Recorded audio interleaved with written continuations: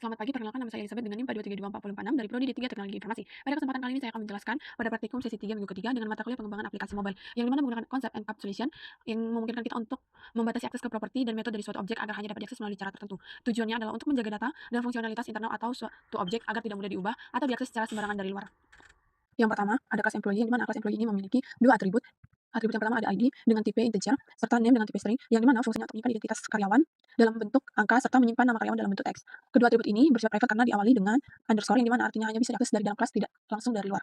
Kemudian alur kode program, yang dimana deklarasi kelas, di dalamnya memiliki dua atribut, serta metode yang bisa mengakses dan mengubah lainnya, yaitu getter dan setter, yang dimana getter dapat kita lihat pada line 11 dan 12, integer get ID dan get name, yang dimana memberikan atau mengatur nilai ID serta mengatur nilai name. Fungsi main dijalankan untuk memberikan nilai output dari kode program, yang dimana jika dijalankan akan menghasilkan output ID2 name unknown, yang dimana pada kode program ini menggunakan getter setter agar lebih aman dan terkontrol, kemudian akan mencetak data karyawan saat dijalankan. Yang kedua dapat kita lihat ada kelas notebook, yang dimana pada kelas notebook ini memiliki juga dua atribut, yaitu name dan price, harga, yang dimana fungsinya untuk menyimpan nama merek atau jenis notebook dan menyimpan harga notebook dalam satuan rupiah. Pada kode ini juga menggunakan get name dan get price, yang dimana fungsinya untuk mengembalikan nilai name dengan operator serta mengembalikan nilai price dengan operator. Alur kode program notebook ini diasumsikan akan menggunakan file main.dart, yang dimana dart akan memanggil getter name dan mengembalikan nilai name dan akan mengeluarkan output seperti ini, yaitu akan menyebutkan notebook name, HP, dan notebook price Rp500.000. Kemudian dapat kita lihat ada class math volume, yang dimana menggunakan beberapa kelas turunan dengan atribut yang berbeda.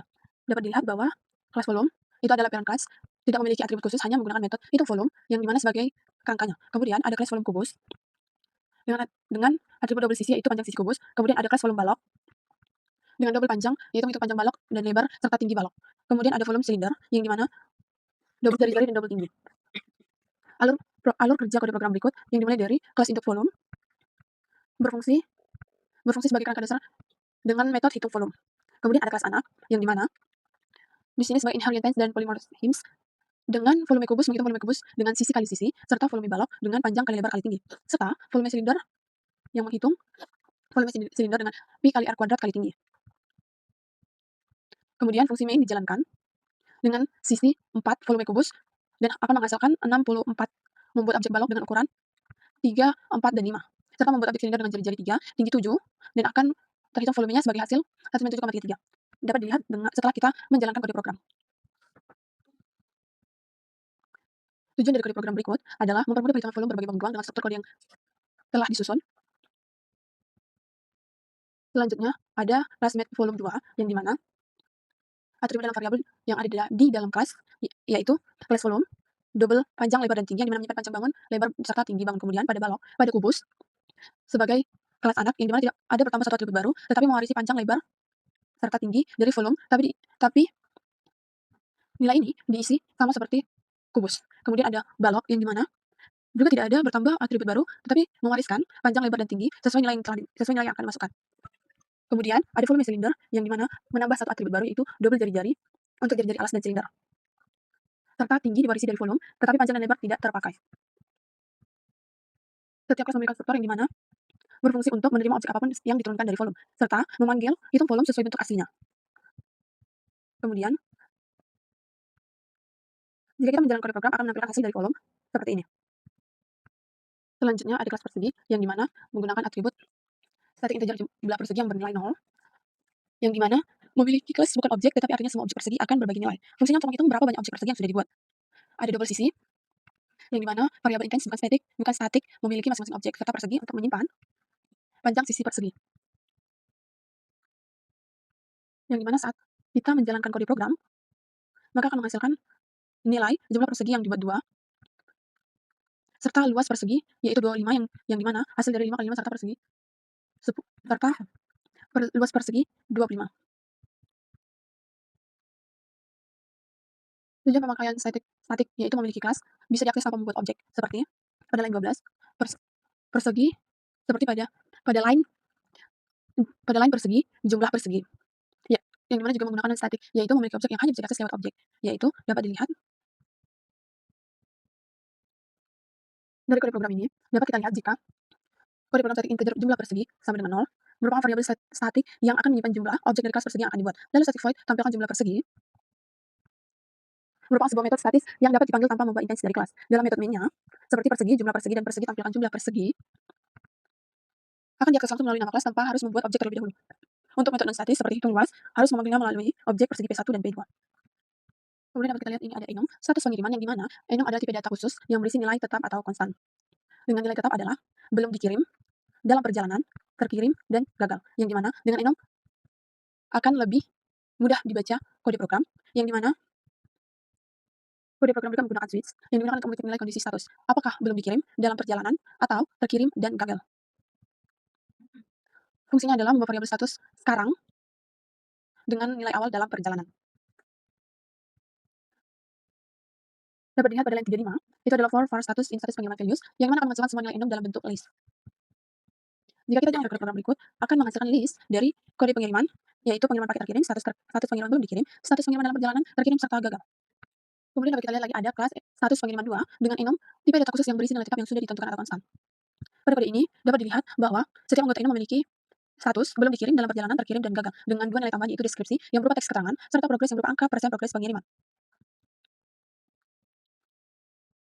Yang dimana enum sendiri otomatis akan mempunyai deskripsi dan progresnya masing-masing.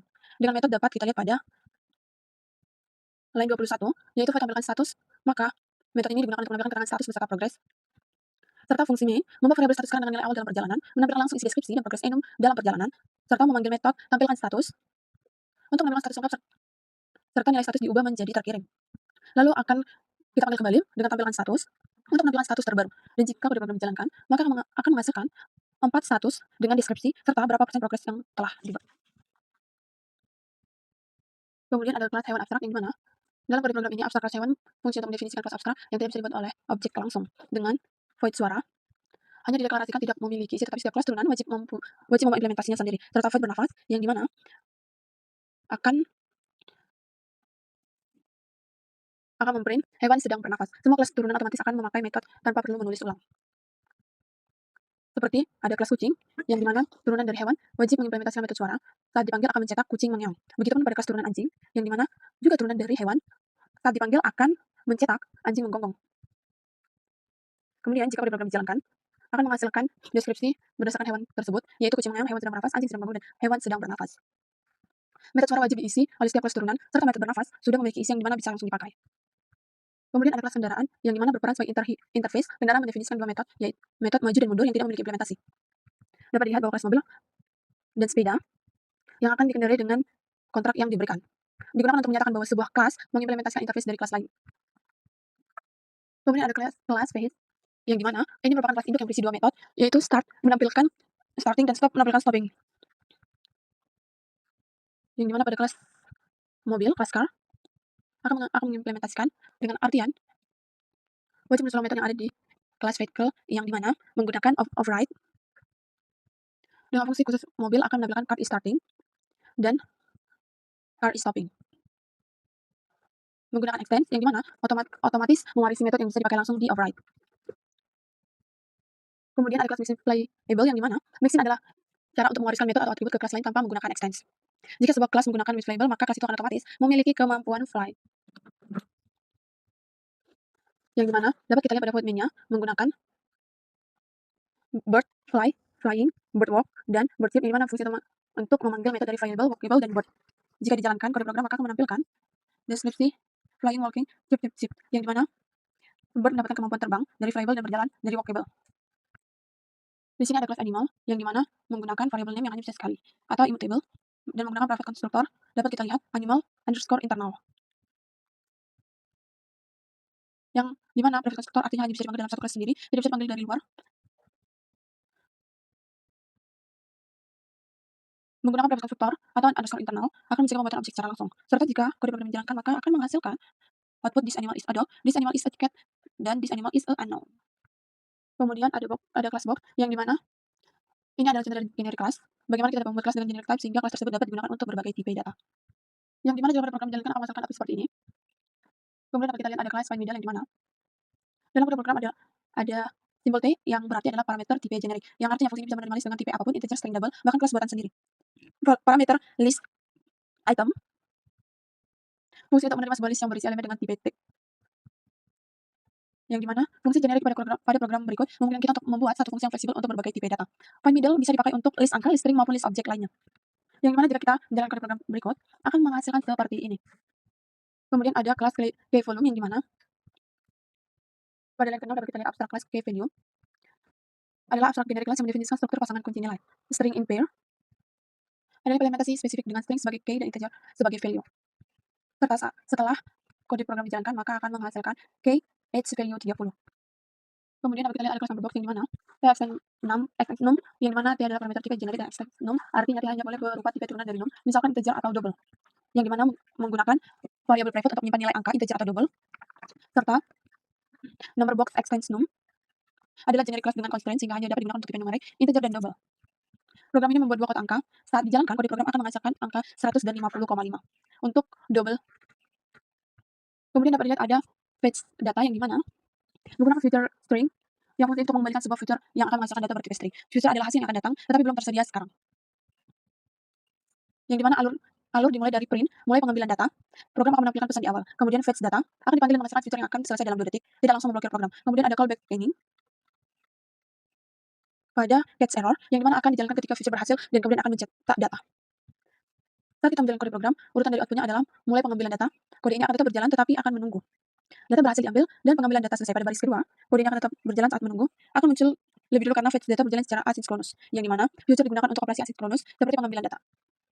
Kemudian ada kelas features user yang dimana menggunakan feature string fetch user, yang berarti fungsi ini memberikan sebuah feature dengan hasil akhir berupa string karena memakai asinkronus yang hasilnya dapat dibungkus oleh feature. Saat dijalankan maka kode program akan menampilkan deskripsi memulai pengambilan pesanan dengan pesan diterima yaitu copy dan pengambilan pesanan selesai. Kemudian ada kelas constraint yang dimana string digunakan untuk menangani serangkaian data yang datang secara berurutan. String berguna ketika kita perlu menangani banyak event atau data yang secara bertahap. Maka saat kode program dijalankan akan menghasilkan seperti ini, yang dimana menghitung nilai 1, 2, 3, 4, 5 dan perhitungan selesai. Kemudian ada fetch data 2. Pada kelas ini menggunakan feature void yang dimana artinya proses asinkronus tanpa return, await future delayed pada line kedua, yaitu simulasi proses mengambil data selama 2 detik. Setelah selesai, maka akan mencetak data berhasil diambil. String untuk menghasilkan data bertipe string dan asinkronus adalah untuk digunakan membuat generator stream, yang dimana saat kode program dijalankan maka akan menghasilkan seperti ini. Kemudian sekian penjelasan kode program dari saya. Terima kasih.